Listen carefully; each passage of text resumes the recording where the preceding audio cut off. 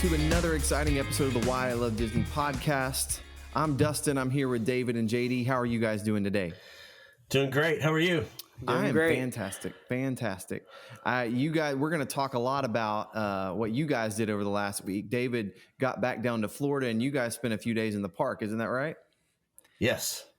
That's right. exciting. That's what the bulk of this episode is going to be about, and we have lots of questions, and I can't wait to hear your experience. And I know you had some unique experiences for a Disney travels as well. But before we do that, I wanted to ask you guys.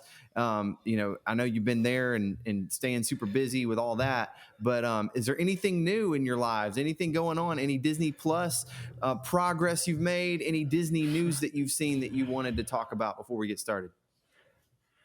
Well, it's been a busy week. Unfortunately, I haven't finished Book of Boba Fett yet, so I'm bummed about that.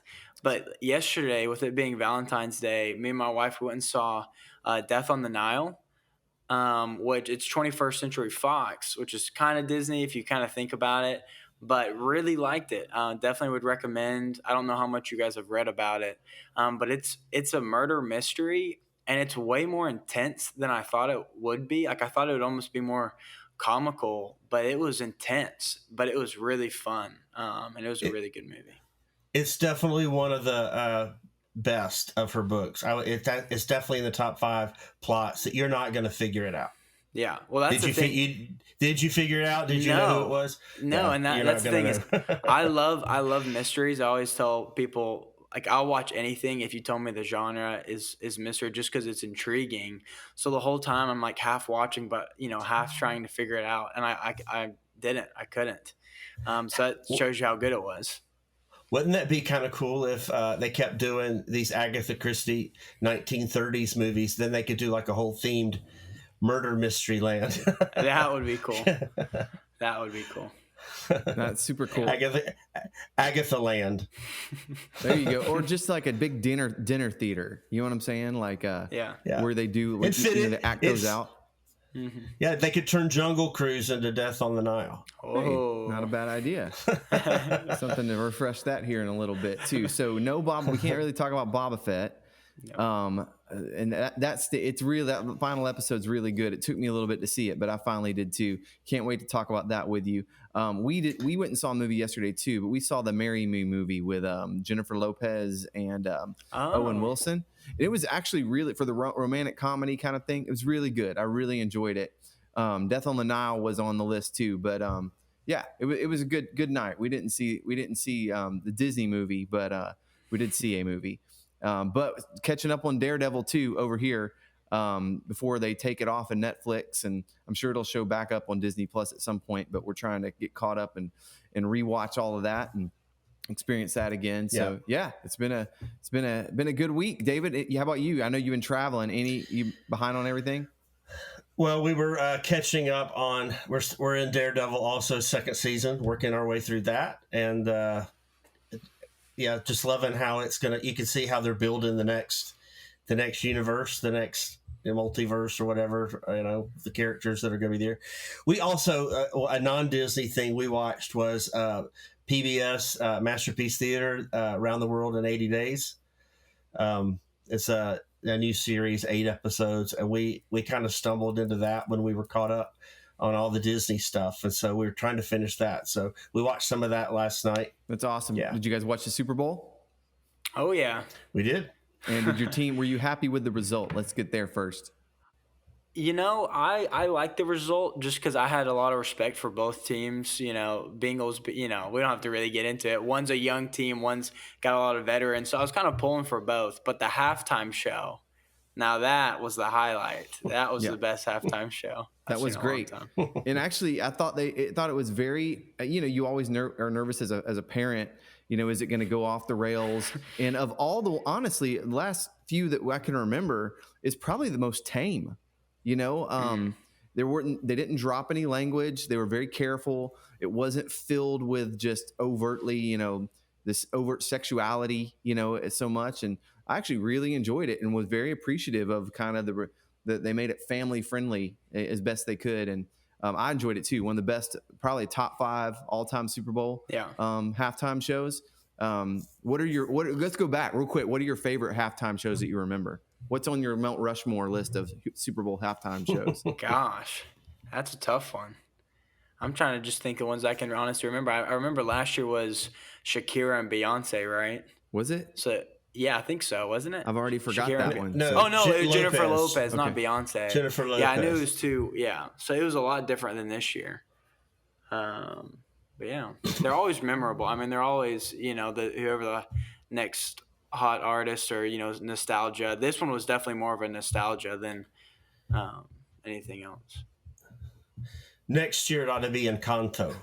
Well, no, the Encanto. It wasn't halftime last show. year. The year it's on ABC, there's usually a Disney presence, right? So the networks bounce it around. Like Fox will have it, CBS will have it, NBC, and then ABC, and they kind of bounce it around. But I actually, my Mount Rushmore would be the Prince halftime show. These the ones I can remember, right? U2 after 9/11. That was just so emotional, all of the names scrolling up of all the people who died. And then at the end, he opens his jacket up and has the American. I'll never forget that. And then maybe the Michael Jackson one was, I think, it was kind of the first huge Super Bowl halftime show. I think that was I was a kid, so that might have been like 92, 91, 92, something like that. Kind of at the height of his stardom. And then this one, this is right up there. And so I thought it was fantastic. So many are forgettable. The Bruno Mars one was kind of cool. There's always something. I'm never negative about them. I'm never well, that sucked. I never think they all suck, any of them. But, there are some that are better than others for sure. And some that are forgettable. And I thought this was on the Mount Rushmore. So that was really cool. Disney always has a presence at the Super Bowl, even if they're not producing it, though. And I was just reading for sure the Los Angeles Rams, the Super Bowl champions, a lot of them are at Disneyland or went to Disneyland yesterday. Cooper Kupp, Matthew Stafford, and Aaron Donald, all with their families, were at Disneyland. So they were going to Disneyland, and they did right away, which I always think is really interesting. The day after the Super Bowl, you end up in a theme park. I think you have something to do. You know what I mean? But no, hey, let's go to the theme park. Nothing to do. That's kind of cool though. And kind of a tradition now. Those commercials were always famous. I'm going to Disney World. I'm going to Disneyland. Yeah. They record them right there on the field. We haven't seen it pop up yet. Have you seen anything? They usually. I haven't seen it. But now, the first one was totally spontaneous, though, right? I think the first time it happened, it wasn't a commercial. He said it. So I think the history behind it is, again, I could be totally wrong, but someone like Michael Eisner's wife or someone came up with the idea. It was definitely more of a kind of spontaneous kind of, it just kind of appeared and it was an idea. But I think it might have been Michael Eisner's wife who was like, what if they said this, and he liked it, and then he went to both quarterbacks or whatever the Super Bowl was that year and said, hey, if you win and you say, you're going to Disney World now, we'll pay you this much money. And then after that, it became such an iconic thing that they would get multiple players. And it's a brilliant thing. Now people are just waiting for it. I remember when I watched the Super Bowl this year, I was kind of toned in of okay, what players did Disney pick? Who are they gonna draw into and say, I'm going to Disney World? And of course this year they're going to Disneyland because it's Los Angeles, but it was cool. I've seen them before. I think Peyton Manning, I remember they actually beforehand, they coach you on what to do and they record it several ways. They say, I'm going to Disney World. I'm going to Disney. I've seen them a cut of that. He goes, I'm going to Disney World. I'm going to Disneyland. I'm going somewhere else. And then they cut that into commercials for them right there on the field. It's pretty remarkable. And you're right. It has become kind of iconic. Maybe not so much in the recent years, but when we were a kid, you'd win a game or a championship. You start, I'm going to Disney World, it's kind of what you would say. It's kind of wild, but Disney also had some presence there on the Super Bowl commercials. There were several Disney sponsored commercials. Did you watch all the commercials? Are y'all commercial guys for the Super Bowl? Yes, I watched all the commercials. I saw several of the trailer, Doctor Strange, the new series that's coming to Disney Plus. What's it called? Moon Knight, the movie, right? Moon Knight. Yeah. No, it's a series, right? It's a TV series. I'm pretty sure it's not a movie. Okay. Right? Yeah. Okay, Yeah. I think so. I saw that, and the one with Aquafina and the that goats. was a Disney Plus commercial. Oh, That's a general one. It was really, really cool. She's a really popular. She's gotten really famous, and I think that was a good. It was interesting, if nonetheless, it kind of had the Super Bowl vibes to it for sure. Dressing up goats as characters. The idea is being Disney has all the best content, not far off. I was looking at numbers. They're still predicting between 220 to 260 million subscribers by the end of 2024, which will certainly surpass Netflix, not in the far too distant future, and that's pretty remarkable too. Wow, that's great. Maybe if they make enough money from Disney Plus, they can make the parks a little cheaper, so we can go more often. Well, I was also reading another bit of Disney news that prices are still going up, and they're very close to record revenue at the parks after a pandemic. Wow. I feel like that a large amount of that is probably due to, one, the pandemic's finally people are venturing out more. So people are going to Disney parks at numbers like they were, but Disney still hasn't brought back a lot of that entertainment and a lot of that cast member force that they used to have. So I bet a lot of that revenue, one, is large crowds going, of course, but two, not having the expenses that they used to have. If I had to make an educated guess from a business perspective, that would definitely influence revenue a lot. Yeah, totally. I think their park numbers are up too. It's back to, it's crazy. Well, we could definitely see that when we went. I mean, it was definitely went, and crowded. again, so our last trip we went in beginning of December, right, Dad? It was beginning of December. No, it was mid-November. Okay, so before mid-November. Thanksgiving. So still kind of holiday times. That's more of a typical, holiday family going time. We went last week, which is February. If going to a Disney park, that beginning of February before spring break, kind of end of January, that's the prime time that you would really want to go, because people have kids, they're in school, like it's a new year. Not a lot of people are planning a vacation right. And it's not as hot. Yeah. And So it's a prime time if you don't have kids or if you have a flexible schedule to go. So me and Dad thought, okay, we're going to plan this. We're going to be able to, hop on rides and eat and go through all these things. And it was crazy. I mean, we looked at the app every day. If you looked at the wait times, it was like over an hour for even the most, every ride. So what's going on in the middle of February? Yeah. Is it like a Valentine's trip? What's going on? Is it President's Day? We also that's coming up. But we had family there the first week of February. They said it was very crowded. We're there the second week of February, and it was very crowded. And I've seen several people report, that back in 2020, that January and February of 2020, before the pandemic, were more crowded than normal. And then the pandemic turned everything around for a while. So we're kind of back to the 2020 crowds for January, February. I'm not sure that we're going to see those breaks anymore. In fact, while we were there, they had a huge national cheerleading competition. So they know, hey, this is a low time. Let's bring in thousands of students and their families, and people have we'll school. It makes no sense to me how the parks would be like super crowded in February. There's just, other than weekends. Well, the other thing we noticed that we started our trip on a Wednesday, and Wednesday it was very crowded and there were no cheerleaders there, and it was packed. And what I noticed Wednesday was that we didn't see a lot of teenagers, but we saw a lot of children, a lot of families with small children, maybe one elementary age kind of age range. So I think they're pulling. I think at elementary age, they were pulling kids out. So that was a lot of families. We saw more of that. Didn't see a lot of middle school aged kids or teenagers that first day. But then the next day, with all the teenagers and their families and brothers, all the lines like Space Mountain, Tower of Terror, everything like that shot up to over 2 hours immediately. Things were crowded. The other thing that was different this time, Splash Mountain was down for refurbishment. And our first day, we went to Magic Kingdom. Splash Mountain's down for refurbishment. Space Mountain broke down. I think Peter Pan's Flight broke down. So you had 3 rides that have long lines all down. So everything starts filling up. Even Gumbo, the carousel, things are just getting really crowded because there's nowhere else to go. Yeah. Those lines are down. So definitely saw some of that. And then the other thing we kept wondering is how much Genie Plus was playing into it. We decided at Magic Kingdom this time, we did Genie Plus when we went in November.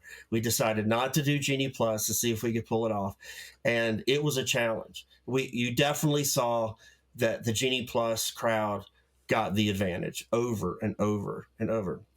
So I think that was another thing that was creating so longer we would probably lines. say we were kind of reflecting at the end of our trip, for whoever's going on their trip, maybe next week or next month. The 2 biggest challenges that we face were probably one, the rides going down. That's the tough thing about this time of year is this is usually when Disney does a lot of refurbishments, and with the cold weather, rides do typically break down a little bit more.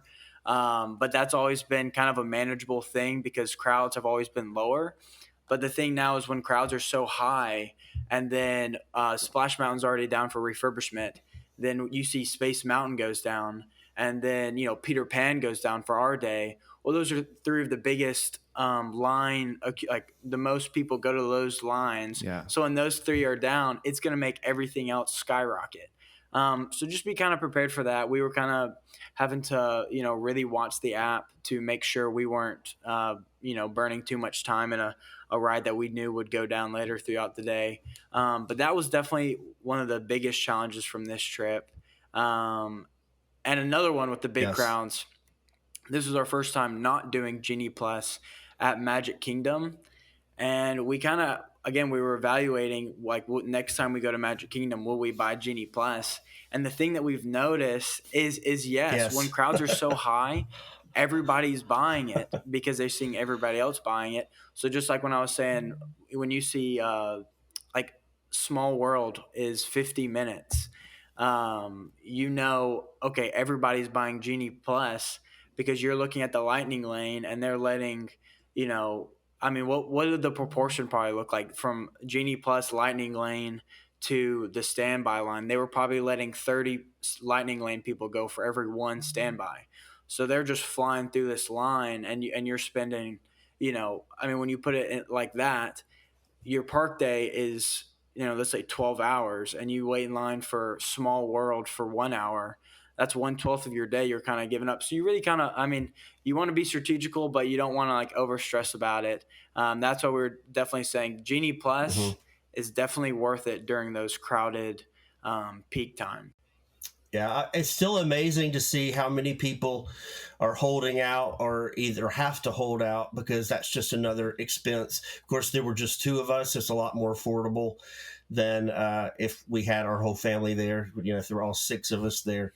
So that would have been a lot tougher. The other thing we noticed when we rode Space Mountain, one track was all standby and 1 track was Genie Plus. And that when you looked over and you've been in this long 2-hour-long line and you look over and you see that the other one is just people getting on and there's no line. There's sometimes it didn't even look like there was anyone over in that area, where they have Space Mountain has 2 mirror image tracks and you could look over and their tracks there's no one in line. It's just they're moving them in so fast. So that's when we were going, this Genie Plus in this case is giving everybody a huge advantage. One other challenge I'll say that kind of a new experience that I had never seen happen. We talked a lot about ride times in some of the other videos where they'll say the line's 45 minutes long and then you get in it and you're really on the line, you're on the ride and out maybe in 30 minutes. It's like they padded a little bit more. So this time was the first time we had 3 rides. Space Mountain, Remy's Ratatouille, and what was the third one, JD? But the 3 rides where they told us a line was especially it was Smuggler's Run. With both Smuggler's Run and Space Mountain, we got in the line when it said 35 minutes. The sign said 35 minutes. The app said 35 minutes. Wow. And we were in line 2 hours. Yeah. And so we were like, how, even if somehow the numbers were off when we got in, because I think after we'd been in line, after we'd passed the posted signs, Space Mountain went from like 35 to 45, then maybe 50, then maybe an hour. Yeah. We were in way past that. And suddenly we're in line 2 hours. And then once you hit that hour line, you're like, we're not going to make it. But the only thing that could be making it that long is they keep letting Genie Plus go in front of you. It was that. And then that's the only thing. Well, it was that. And or then too, you have to remember the app has become such a part of people's park day that someone in your group is always kind of watching it. So just like us, when somebody in the family sees, 35 minutes, this ride's been 60 minutes all day, literally everybody in that vicinity of the park is going towards that ride because they're trying to get a good deal on a ride. So it's all about just navigating. You may not have considered this, but is it possible, and just to throw this hypothesis out there, that all the cheerleaders were there, that there's a lot of line skipping, like flipping over the things, you know what I mean? Like they flip over and they just kind of get in front of you. Well, I'm half joking. We did see. I was joking, but you're going to tell me yes. Well, we did see quite a bit. There's a common thing. I don't know where this has come from, but in recent years, like now bathroom lines, I understand that. We've seen some grandmas come through the line with a grandkid because they let the family get in line because the kid had to go to the restroom. That's one thing. But there's we've seen 2 people are in line and then 3 people come in with food and they want to pass. They've gone to get their group food. So now suddenly 3 people jump in. And sometimes it's just families that let somebody get in line. And then here comes a whole 5 or 6 people pushing their way all to the front. And watching people's reactions, it's people usually are somehow merciful what are you and keep going. I mean, you're kind of betting. They just shake their heads. Somebody's not going to just put a stop to it. You know what I mean? Well, we've seen lots of brawls at Disney. Why do you see in the news? Why do you see brawls couple at Disney? Of years? That's the thing. Yeah, I mean, again, fights. You mean like fights? Oh yeah, not undergarments. Yeah, there was. Oh, I got it. Okay, I heard that wrong. You're Tennessee. Okay, I was like, that's a little weird. Although the one that just happened this week did include a woman I read taking about off her that. clothes. Somehow they got super drunk and they got in a fist fight at Disney Springs. Yes. Yeah. Yeah. It was way down my list of things to talk about today, but it's interesting nonetheless. It's going to make news because everybody said there have been so many that have made the news, and this is like the first time they had to people had to go get clothes for her to cover her up. I think she had they said that they were so drunk that one got sick. And then they had slipped in it and fallen. So I think she probably had it on her dress. And so she's just so drunk, she took it off. This isn't in the park. This is at Disney Springs. And another thing, this is Disney Springs, but it's still, hey, this is why Walt Disney didn't want alcohol in the park. He knew that's what it brought in eventually. That's a hard thing to police, how to know when people have had too much. I'm really amazed that more doesn't happen. That's fascinating. In the parks with alcohol. Somebody they're drunk and they bump into each other. Trip, you need to check and see when the cheerleading championships are and try to avoid that weekend. Yeah, I mean, just big conferences like that. Yeah, well, you got to go peruse. You got to go search for you never know. Cheerleading competition. But I will say this too. So I say that there are, we have a national championship cheerleading squad in my hometown in Kentucky, little rural town in Kentucky. And then we have another school from another division that placed 5th in the nation. And right now everybody's going wow, the national champion and 5th. That's amazing. Think of all the incredible cheer. And that is true. I'm not dogging on cheerleading. And this isn't about cheerleading because it is an incredible sport with athletic skill. And it's some of the most incredible athletes out there without question. Right. And this isn't a commentary on cheerleading. This is a commentary on all youth sports in general.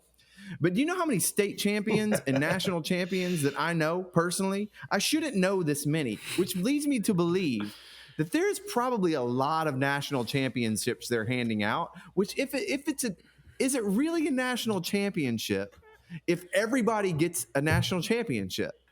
Hey, that sounds like everybody's The Incredibles. super. What is it? If everybody's, if I'm everybody's super, proud and of them. everybody, if everybody's a champion, yeah. Hey, It's also a way to make money, competition, because you know what I mean. Like Everybody we're going to go wants to to, Disney yeah. World and Yes. oh my goodness. So anyhow, I just wanted to throw that in there. It has nothing to do with congrats to all the national champions out there. Or did you guys win a national championship last week? Did you? Not last week. Hey, Okay, not last week. Okay. no. We also had the other thing was our very last ride of the trip on Friday night was Tower of Terror. We finally got in that line, and the entire line was cheerleaders. It's like the two of us and massive amount of cheerleaders. But when we got out, they had closed Tower of Terror at 9:00, but the cheerleaders got extra hours. I don't know, probably to at least 11, maybe midnight. They had special armbands and they got extra hours. And I was like, well, we're the ones that really needed the extra hours, because the cheerleaders, really did pack the park that day. And everybody needed extra hours. I really wish that every park was open 9 to 9 when we were there, which that was great. At least nothing closed early. But I really think we were kind of at spring break crowds. And if it was that packed anyway. And so I wish they had longer hours. Again, that there's no way to really know what the hours are. They're so good now with the reservation system. They know exactly how many people are there and how many employees they need, how many restaurants they need. So it can feel packed, but it can just be that they've taken some things off the plate, because they don't think they even need it for that size crowd. So who knows? We just felt like it's the first time, another first besides the line thing. It's the first time I've ever left a park and gone to another park. Interesting. With the park hopper, just because it was so crowded. We left Magic Kingdom. We were going to stay all day at Magic Kingdom, and we just finally left and went to Epcot. It wasn't crowded. We did some things there. We ate some food and went to watch Harmonious, which we were going to do the second day. So it was Okay. it was really crowded beyond my expectations. But the thing here, the positive, we still did everything we wanted to do. We had some great meals. It just, you got to spread it out. And when it gets like that, you have to adjust. A lot of people like to take a break in the afternoon anyway, because we had a great first morning, like that day that was so crowded. We did like Thunder Mountain at 9:00. We did Haunted Mansion at 9:30. We did another attraction at 10. I mean, we did something every 30 minutes up until about 2 or 3 o'clock. And that's when everything kind of screeched to a halt. And without Genie Plus, we didn't have any. We had no lightning lane, so everything was going to be an hour or more. Yeah, so I mean, when you have crowded days that. like that, two tips that we were kind of talking about that were huge is one, remembering at Disney, even if it's a minute until the park closes, you can get into that Tower of Terror line. That's 2 hours, and that's just kind of a little way that you can get more out of your day. Ride that ride that you've really wanted to get to enjoy all day, but it's been long, so you haven't. So definitely remember that. That's what we did, and we got an extra hour out of the park every day. That was a big one. And what was the other big one that we were talking about? Well, I was just going to say, because a lot of people don't get there when the park opens, that 12 o'clock to 4 o'clock just seems so packed. Like when we went back, around 12 or 1, we went back to Main Street to go to Casey's Corner to get one of the 50th anniversary hot dog treats.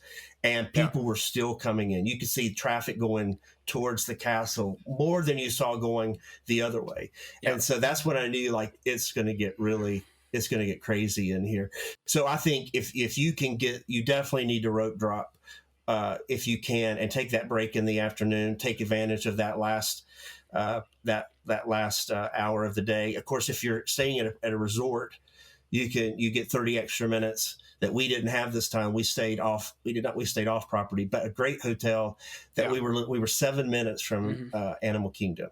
We were so close to the parks. 10 minutes, I think, from the others. Definitely, it was so fast. I mean, we always tell people you can do just as much in that first 2 hours in the last 2 hours that you can do in that whole middle slot of the day. So if you really want to maximize your day, get there early and be there until it closes.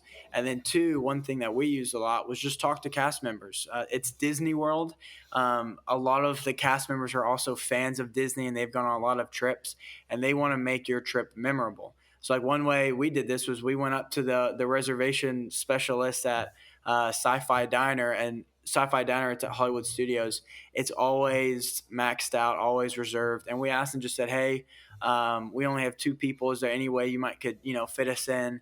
And she literally would change the schedule just so we could fit into the schedule and eat. And I think we only had to wait like 20 minutes. But she wanted to do that for us because she saw that it would have been a special meal and a good time for us. Another thing with the whole, or you want to speak, what? Well, I was just going to say some of that's just the old JD charm. If I want a special favor, I'm going to put him up to the front of the line because he doesn't go up. I watched him. He doesn't go up, Dustin, and say, he doesn't go up and say, is there any way you can squeeze us in? He said, there's no way you can do this, is there? And she goes, let me see. No, it's but like, half that's of it, pretty smart. Like it's just asking. Her. I mean, it really is just asking. I mean, most people would just kind of walk by Sci-Fi Diner and be like, "Oh, that place is so popular. There's no way we're gonna get in there." And they would just walk past it. But I mean, I would have. I've seen several other things lately say that. Just always go up and ask. You never know. Sometimes they haven't the reservations. People don't show up. They've saved some. They've held some things back. So what? Yes, but some things online they may have. And like at Sci-Fi Diner, you sit in a car and you eat your meal in a car and you watch old sci-fi movie trailers on the big screen. And so they have extra seating that's not in a car. And that's actually what she said. I can get you in at a table, in the back, but I can't get you in a car. But they put us in a car. Some of the cars hold 6 people, and there was a family of 4 in the seats in front of us, and so we were in the back, which was fine because we weren't blocking their. That's really another thing that's great about Disney that we experienced was we rode the new Remy Ratatouille ride that we were both excited to ride for the second time, and we waited a really long time, crazy lines, and then we get on the ride and we're about halfway through and it breaks down. Than it said. And we're like, oh my gosh, like for real, like this is like we've been waiting so long. And yes, it was a tough thing, but one, we were pumped because we got to walk through the ride as it was shut down, so we got to see a lot of cool behind the scenes.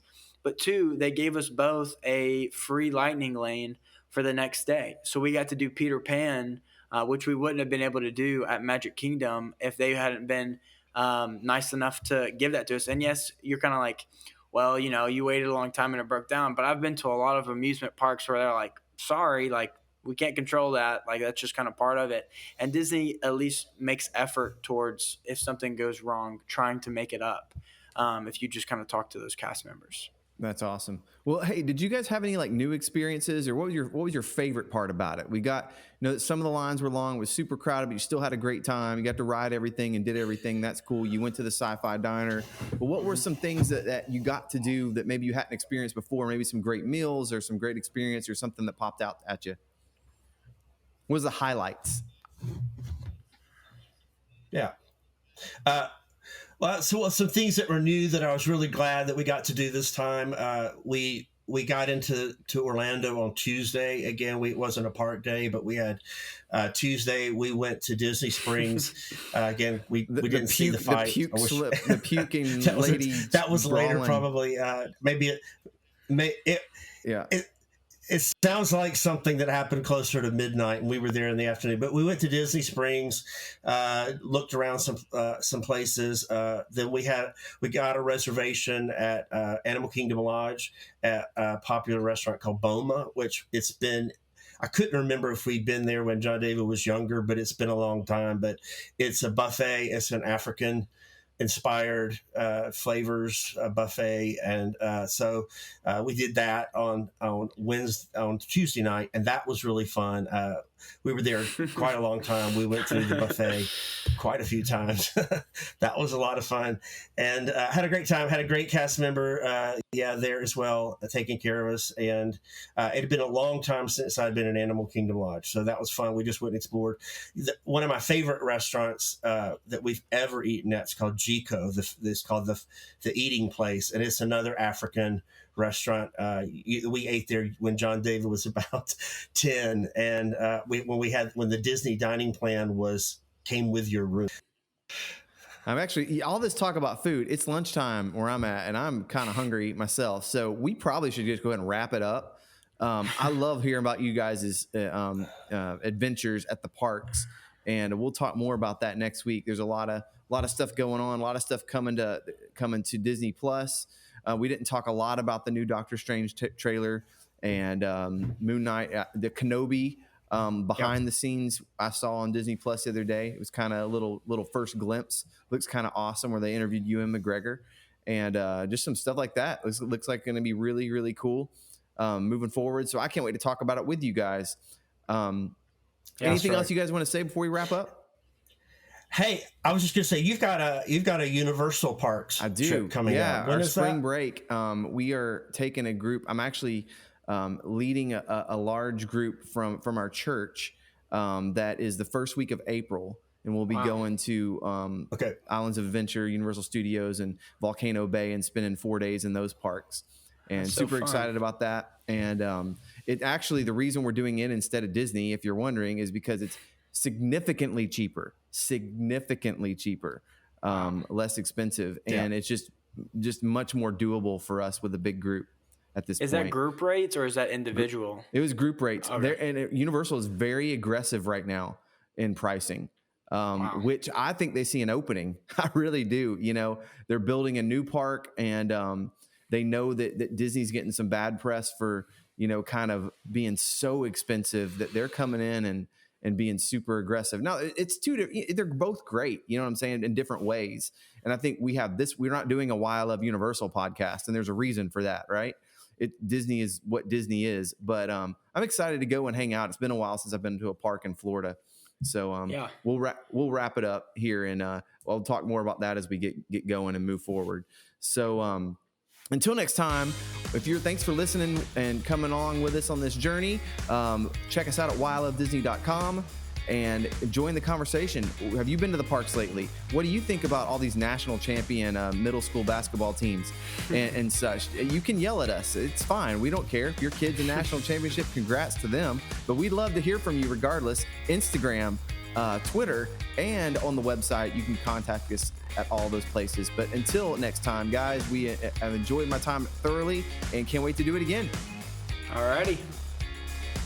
See ya. So long.